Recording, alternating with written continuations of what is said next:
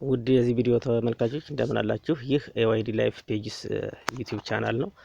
ዛሬ እንደምትመለከቱት በምስሉ ላይ ቢቱሚንን ከስቶክ እንዴት ወደ ሚልቲንግ ማሽኑን እንዴት በሊፍት ስራችንን አቅለን እንደምንሰቅልና ሚልት አድርገን ቢቱሚንን ወደ አስፋልት ሚክስ እንዴት እንደምንጨምር በቪዲዮ እያሳየናችሁ እንቆያለን። እንደምትመለከቱት ይህ በቢቱሚኑ በበርሚሉን በሊፍት እንደዚህ ከቦታ ቦታ በማንቀሳቀስ ስራችንን ማቅለል እንችላለን ማለት ነው። በነገራችን ላይ ይህ ሊፍት ራሱን የቻለ ፓወር የሚያገኘው ከጄነሬተር ነው።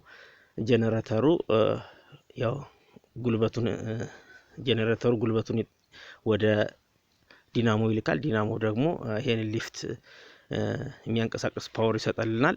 ይሄን ለማንቀሳቀስ ደግሞ እንትን እንጠቀማለን ማለት ነው። ኦፕሬተሩ አለ።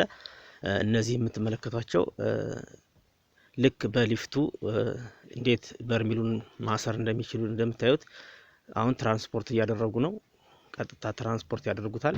ያኛው እዚህ ጋር በቦክስ በሳጥን መልክ የምታዩት ቆርቆሮ በቆርቆሮ የሚመስለው ሚልቲንግ ማሽኑ ነው ማለት ነው። ይሄ ቢቱሚን ውፍረት ስላለው ያን የወፈረውን ሚልት የሚያደርገው በዚህ መልኩ ነው ማለት ነው። ከዚህ በፊት በሰው ኃይል ይሰራ የነበረው አሁን ግን በዚህ መልኩ በማሽን መሰራት ይቻላል እንደሚቻል ከዚህ ቪዲዮ እየተመለከትን ነው ማለት ነው። ስለሆነም ስራችንን በቀላሉ እንደዚህ አድርገን አቅልለን በተፋጠነ መልኩ መስራት እንደምንችል ነው የሚያሳየው። እናመሰግናለን።